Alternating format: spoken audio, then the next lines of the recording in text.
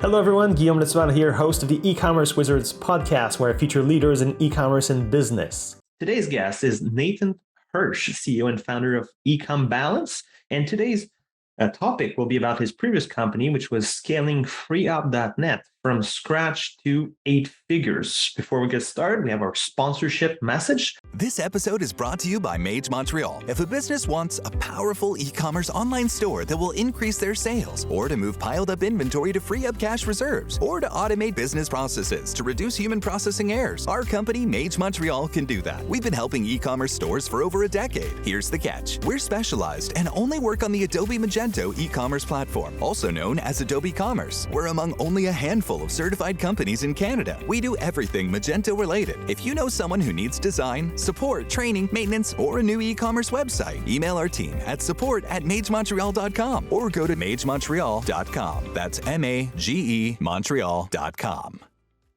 All right, Nathan, thanks for being here today. Thanks so much for having me. I'm excited to be here. Awesome. Can you give us a brief overview of your career as an entrepreneur?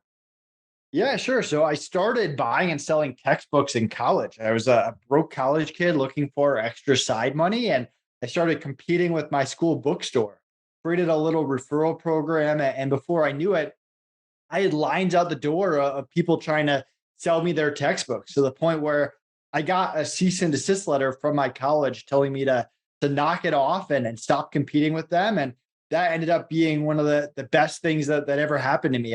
My parents were both teachers, so I didn't want to get kicked out of school.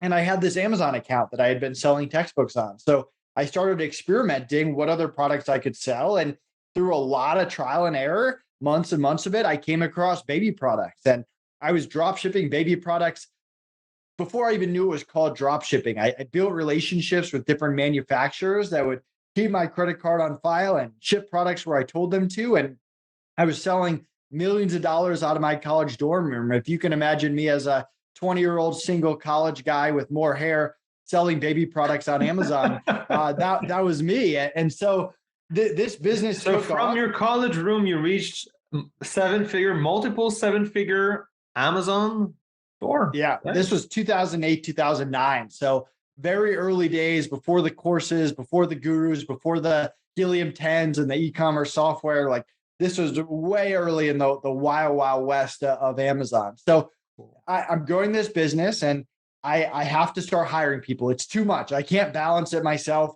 while also doing school and social life and all the stuff that college has. So I start hiring college kids, and that was an absolute disaster. They're unreliable. They care more about other things than my business. They're drinking on the job. They're sleeping in and not showing up for shifts. And I make one good hire, my business partner, Connor, who became my business partner later and has been working with me for 10 plus years. But I needed a solution for hiring. I didn't think adults would take me seriously, and college kids weren't reliable. So a buddy of mine told me about virtual assistants. And again, that just changed my life. I built a VA army to run my Amazon business. And over the years, as Amazon started to get harder, we started to lease these virtual assistants out to different Amazon sellers as different Amazon Facebook groups and communities started to pop up. People would say, "Hey, Nate, do you have a graphic designer? Do you have a lister? Do you have a PPC person?" When PPC came out. So this became the FreeeUp marketplace. And while Amazon was getting harder, FreeeUp was exciting for us. It was our own brand, our own website. We were doing B2B and building partnerships and learning SEO and learning marketing and all these things that we never got an opportunity to do, just drop shipping on Amazon. So we eventually shut down the Amazon business. We focus on FreeeUp, which we can talk more about. We scale that to 1 million, 5 million, 9 million, 12 million over 4 years before being acquired at the end of 2019. Months before the pandemic, which was kind of crazy. One of our clients bought us, and we can kind of dive into that story. But from there, we thought that we'd be traveling the world and taking a year off, but the pandemic had other plans, and it was kind of a weird place to be, stuck at home with no business to run. So we built Outsource School, which is our membership that teaches people our hiring process.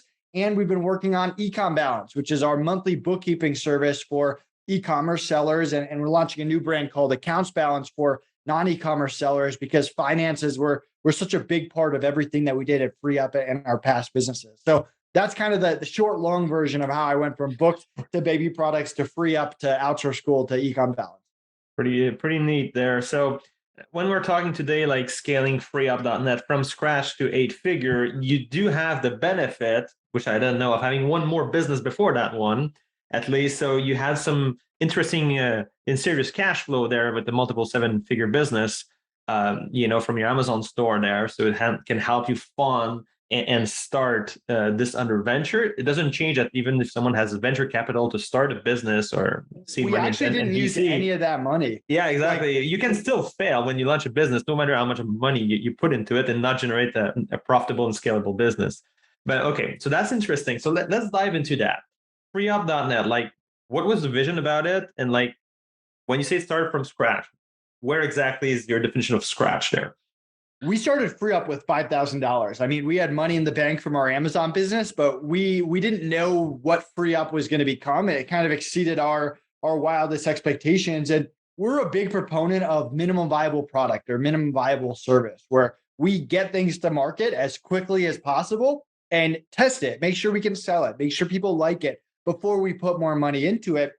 And we've also had the benefit of growing very cash positive businesses. So like drop shipping, very cash positive. You don't spend any money. Yeah, you get paid up front and you have no inventory. So very cash positive. Right. And FreeeUp, we built the same way. So we started those with $5,000.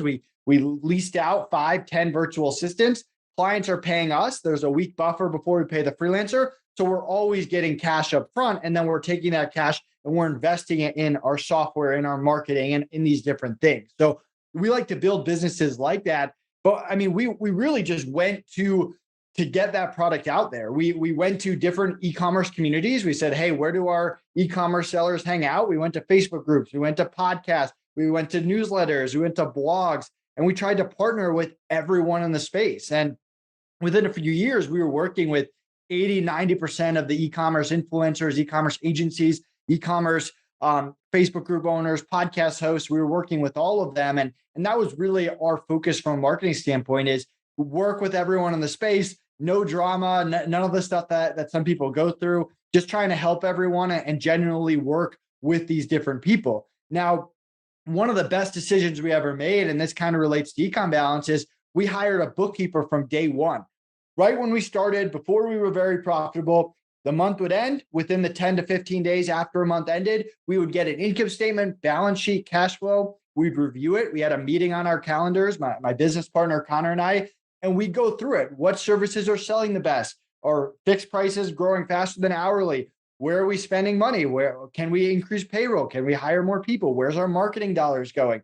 And so this same meeting that we've been running for every month for the past 6+ years, we started with FreeeUp. And this was the key to our success, because we weren't just guessing. We weren't just making gut decisions. We weren't making decisions based on what the money we saw in the bank account. We were making real decisions based on the real numbers of the business every single month. Okay, so you drop already like at least 4 or 5 gold nuggets just to recap that. So if you can, when starting from scratch, to build a cash flow positive business, helps you a lot. You can self-fund rather than rely on debt and credit and so on to fund, to grow. You try to work with everyone in the space. So you're getting your name out there, no drama, try to work with everybody.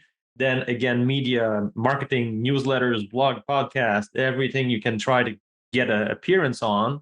And while closing your books monthly is very good business hygiene. So it should at least close monthly. And when you get big enough, you want to go even further than that, like the big cruise ships, it's daily. You have every accounting, every exception case, everything, it's closed daily. In our case, we also do all of our accounting daily and closed monthly. So I think those are great, startup tips. You're starting on the right foot.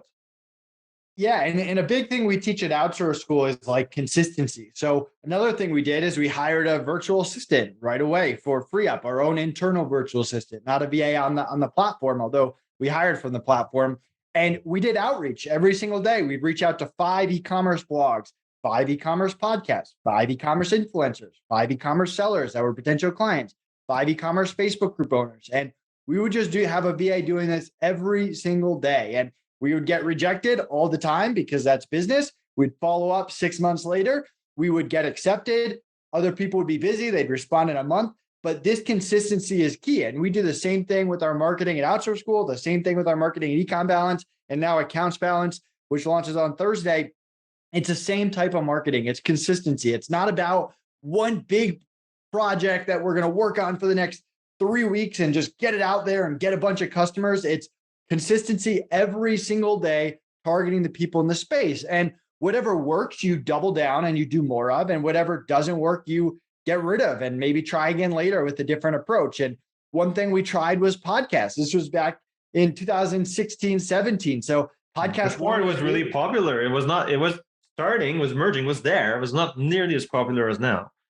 Exactly. And so we went on a few podcasts. If they didn't work, we would have pulled back and done something else. But it was a great way to get in front of thousands of people. And like for EcomBalance, let's say we reach out to wealth managers and we reach out to 5 wealth managers a day. Well, a few weeks in, if that's not leading to any good partnerships, we're going to stop reaching out to wealth managers and we're going to focus on CPAs or focus on whatever. So that's kind of the approach that we take, that consistent marketing with tweaks along the way. Pretty cool. And do you remember, of course, you gave the best thing, which is the foundation, the formula, like just focus on what works and then ditch the rest and then try something else, another group of 5. But do you remember what was working best for you while building this up, from the Facebook group, the podcast, the newsletter, and everything? Of course, you want to be seen everywhere, but was there some that stood out? Yeah, I mean, podcasts were big, like we talked about, working with a lot of influencers. There was this one influencer, Ben Cummings, that this was kind of a turning point in our business. And he trusted us with his community. I chatted with him on the phone. He said, hey, you can do a presentation. And he told me up front, he's like, hey, I'm going to tell my community about you and you're going to get a lot of business. And I need you to be able to handle that business. My name's on the line. I need to be able to trust you. And this was a once in a lifetime opportunity. We do a presentation and our website is blowing up. I'm getting call after call after call for 3 days straight. No joke, working 15 hours a day. Wow. All I was doing was talking to his community, but I honored my word and I made him look good. And this happened countless times over the course. If someone agrees to work with you, if someone agrees to help you, if someone puts your name on the line, if someone refers business to you, you got to make them look good. You got to go above and beyond. And that doesn't mean there won't be issues. Like with every startup, there's issues that come up, but it's how you handle that issue. Like if a VA quit at one of those referrals, I'm going to refund the person. I'm going to cover replacement costs. I'm going to get them a replacement. I'm going to make sure that they're treated well so that when they go back to whoever referred us or whoever that influencer is, that it looks good on them. And same thing with EcomBalance. I think we're fortunate now, after going through FreeeUp, that we have people in the space that trust us. They know we're not going to screw over their clients and all that, but we still have a lot to prove. We got to prove that we have a good service, that people will stick with us and have a good experience. So we're going through the same thing now, where it's like, hey, if someone's nice enough to post about EcomBalance in their Facebook group, we want to take care of them. And that's kind of always been our mentality, along with just getting feedback. In the FreeeUp days, all 4 years, we're asking every client, every freelancer on the platform for feedback. With EcomBalance, we did a beta round with 25 clients. We gave them some free bookkeeping and got feedback. And we use that feedback to make the process better every single month. Okay. And this major influencer that got you busy like crazy for 3 days and flooded with leads, did you know like how big his audience or community was? Do you have like ballpark numbers, like 100,000 people or? I don't know. It was probably wasn't 100,000. It was probably a few thousand. I think something that I've learned along the way is you might have people with a gigantic Facebook group of 100,000 that aren't engaged or don't necessarily trust that person. And you might have someone with a newsletter of 500 people that you get a bunch of clients. So, and everything in between. So I think size isn't the ultimate reflection. Sometimes it's quality over quantity, but I mean, he had a pretty large community as well. Especially if it's all bots on Twitters and fake subscribers. Exactly. Yes, big issues right now. Okay, so in scaling this business, so FreeeUp has some, I guess, strategic advantage over some other businesses in the sense that you vet some freelancers or people there. So you have that filtering process, and then those other companies, they pay you and they hire these people as freelancers or employees or whatever. But you're not a typical staffing agency. You also don't have like inventory to carry and so on. So the scalability of the model is like beautiful and it's there. But what kind of internal structure or challenges did you have to solve to be able to scale first to seven figures, then to eight? Yeah, I mean, the business model definitely mattered. Like we weren't an agency, we're a marketplace. We didn't have to manage all these people, which was nice. And we resolved issues whenever they came up. Another thing that we did really well was we had an affiliate program on both the freelancer and the client side. So when freelancers would have a good experience, they'd refer more people and clients who do the same thing. And we built affiliate programs in Outsource School and EcomBalance and Accounts Balance as well. And that's a big part of it. And we like reoccurring affiliate payouts because if we're going to keep making money on someone, we want to continue to pay that person that referred us. So I mean, that was a big piece of it as well. And then good decision making. And that kind of comes down to the finances. Do we sponsor this conference? Do we sponsor this after party? Do we sponsor this newsletter?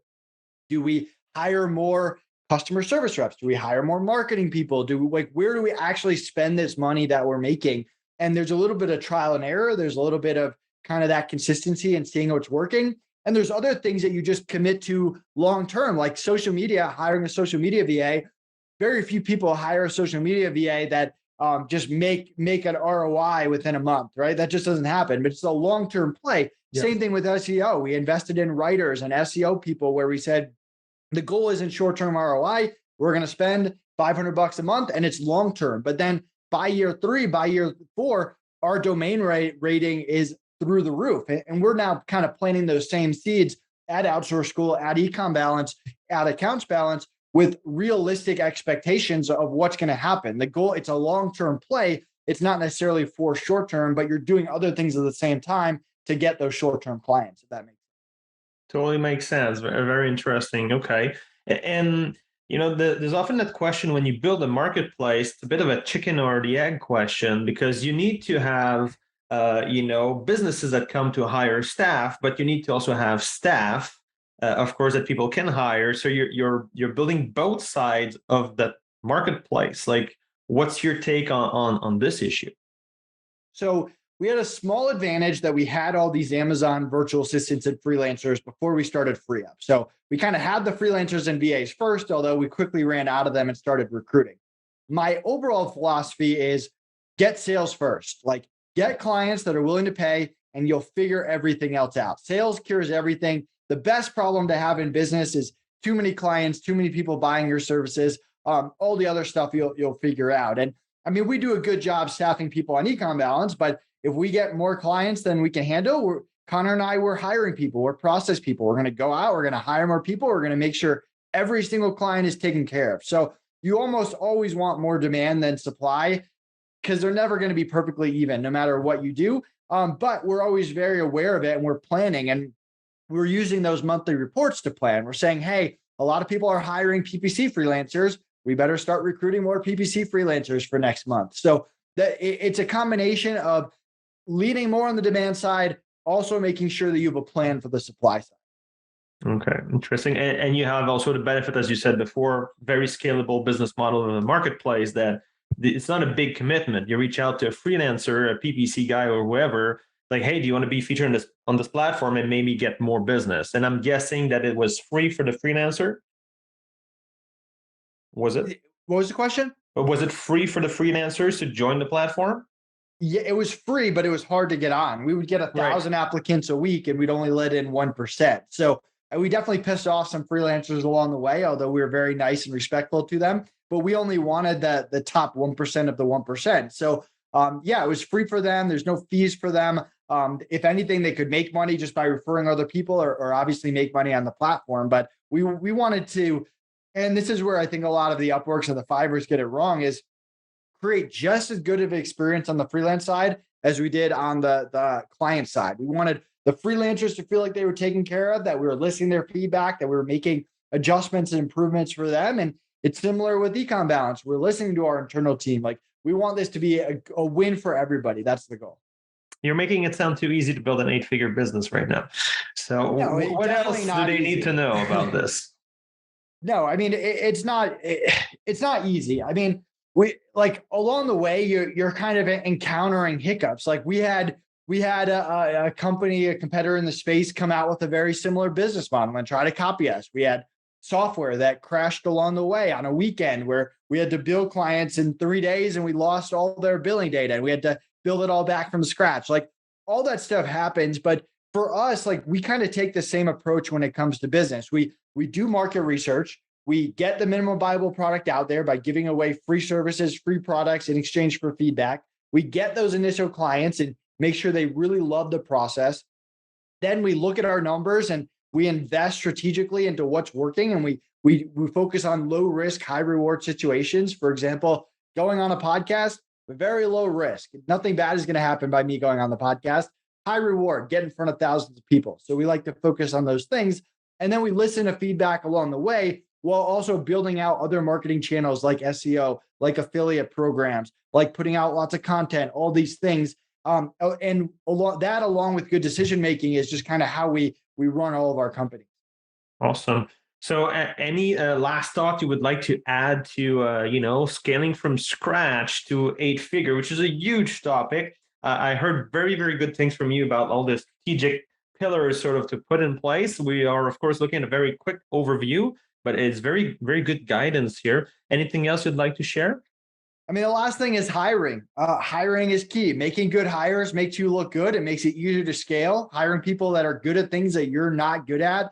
I mean, with FreeeUp, when we sold it, we took $500,000 and gave it to our team in the Philippines because we couldn't have done it without them. They were awesome. Like we had thousands of freelancers on the platform, but we had a 30-person internal team that ran all aspects of the business, from sales to customer service to bookkeeping to lead generation, like you name it. And so to us, we couldn't have scaled it. We couldn't have worked that many hours if we wanted to. We relied on the team. And like EcomBalance, I'm not a bookkeeper. We have to hire very good bookkeepers, and we're only as good as our hiring. So a big part of just running a business in general is not how good of an entrepreneur you are. It's how good you are at hiring really good people and keeping them around, because turnover kills businesses. And with FreeeUp, we had very little turnover through the 4 years.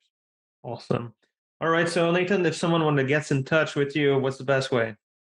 Yeah, if you want my hiring process, check out outsourceschool.com. If you're interested in bookkeeping, check out EcomBalance.com, and feel free to connect with me, Nathan Hirsch, on any social media channel. All right. Thanks for being here today, Nate. Thanks for having me.